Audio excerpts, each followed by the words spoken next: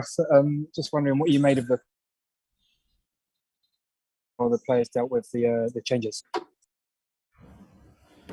Sorry, Alex, would you mind repeating that? You dropped out slightly there. Hi, Gareth. Just wondering what you made of the performance and how the players dealt with the changes today. Yeah, I think it was very difficult for the team that started because not played together as much as a group. And so you could see that some of the cohesion that we often have with a more settled team wasn't quite there. And of course, you're playing an opponent where there was so little space and slowing the tempo of the game down all the time. So I felt they got a little bit frustrated with the situation in the first half.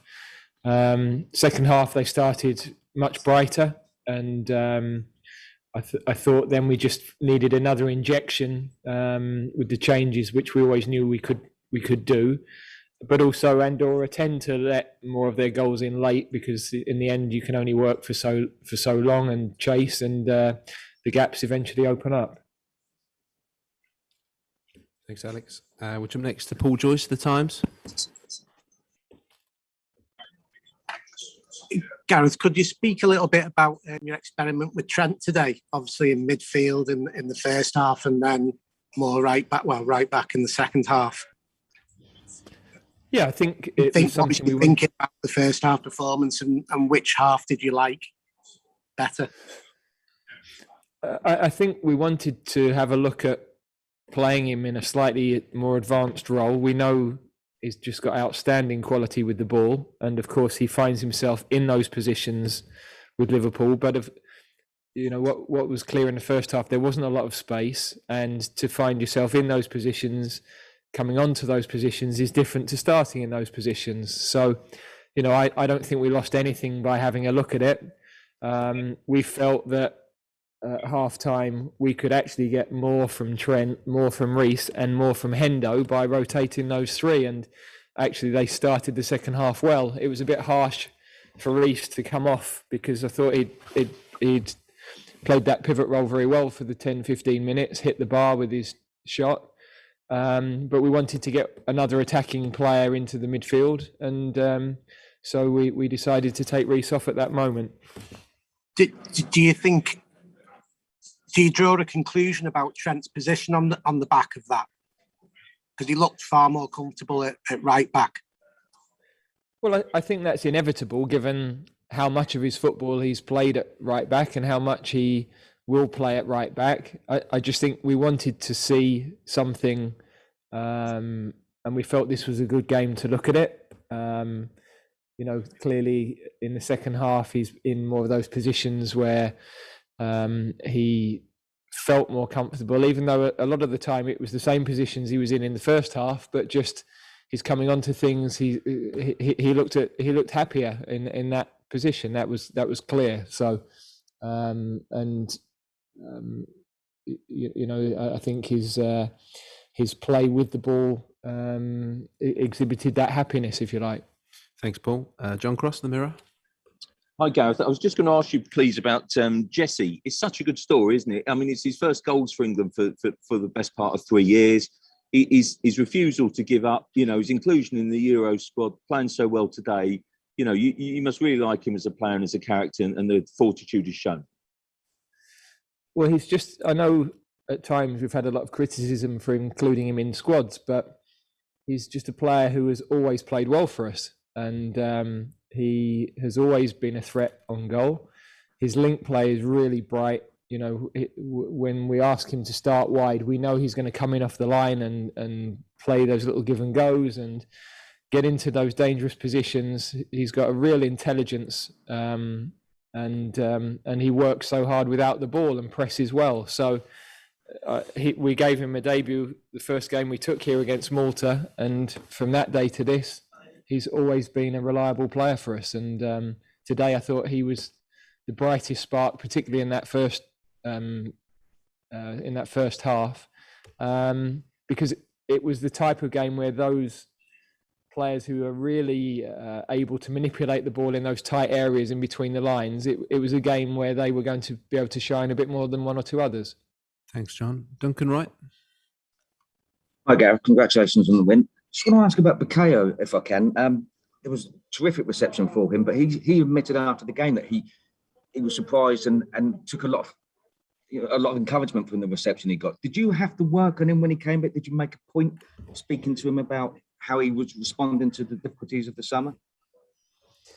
Yeah, I didn't do that immediately, but I had a longer catch up with him a couple of days ago. I suppose mindful of coming back to Wembley today, but really just to emphasise what he will now recognise from the reception he got from the crowd, that my thoughts of him when I look at the summer are all positive, and he will, I'm sure, have gained a lot of confidence and heart from the reception he got before the game, and then the reception of his teammates when he scored, I think, shows you what they think of him. And yeah, it's a lovely story for him to get his goal today on his birthday as well. Thanks, Duncan. Simon Peach.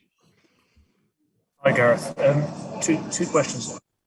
Would it act as any kind of closure, do you think, for Bukayo, the goal? And secondly, looking ahead to Poland, just how big a match is that in the grand scheme of things? Well, it's hard for me to say what it will mean for Bukayo, but from my perspective, he doesn't need closure. We think he's a super player. He's 20 years old. The way he's progressed and the maturity he's played with and the talent that he has, he's a hugely exciting player and has already produced some big performances for England. So no need from our side for closure. Yeah, clearly with the result that Hungary have ended up with today, Poland looked like being the nearest challengers, which we probably thought when this group was drawn. And it's a great incentive for us now. If we can go to Warsaw and win, then we really are in control of the group. Thanks, Simon. Dan Kilpatrick. Hi, Gareth. Just on Poland, Paulo Sousa said today, he kind of admitted that without Robert Lewandowski, they're not the same team. And he said, here it's all Robert and kind of nothing else. Is that the way you see Poland, or do you think they have kind of big threats beyond Lewandowski? No, I think that, they played at Wembley without him and they gave a very good account of themselves. We only scored really late on in the game, as you know, to win it. So, of course, it's no different if we didn't have Harry Kane or Raheem, then, they would be a big loss to us. The very top players for any team in the world are a loss if you don't have them. And every coach will feel the same way. But no, I don't. When we're preparing the team to play against Poland, we're not just looking at Lewandowski. We absolutely respect what he brings, and we know what a threat he is. But they've got some other very dangerous players as well. Thanks, Dan. We've got time for two more. Starting with Nizar Kinsella from Goal.com. Hi, Gareth.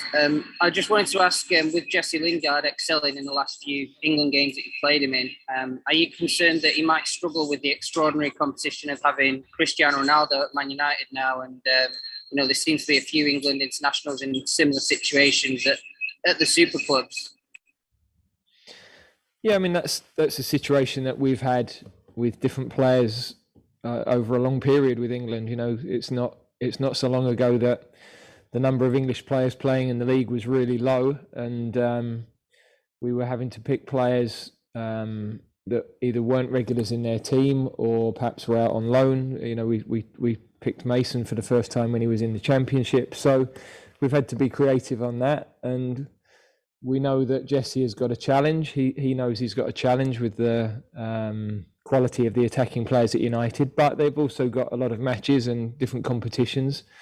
So hopefully he can take that challenge on, and he will take that challenge on. He's really rebounded brilliantly in the last 12 months or so from a tough period, and he showed again today that he's got quality. It's not necessarily the quality of the opponent. It's being able to perform within a group of very talented players that we have and stand out. And I think that shows you the level that he's capable of from today's performance. Thanks, Nazar. And we'll finish with Rob Harris from AP. Hi, Gareth. Congratulations. Saw you sort of lingering for those autographs after the game with the fans. Did you find it sort of personally uplifting, reinvigorating, sort of feeling that affection of the fans yourself and sort of being with them afterwards too? Well, it's lovely. When I went out to do an interview before the game, reception was really nice from the fans. So, of course, that means a lot. Not every England manager will have had that experience. So, all I would say is that we know we've got to keep winning matches and try and represent the country as we have done to keep that relationship going. But I think for everybody involved with the team today, we had that feeling coming into the game. We certainly had that feeling when the players went out to warm up, and the players and all of the staff are hugely appreciative of it, given that relationship with the fans was quite fractured for a long time. It's lovely that it feels more together, and to hear so many young voices in the crowd today so excited about it was a real pleasure. Okay, we'll conclude it there. Thanks for joining us this evening. Thank you.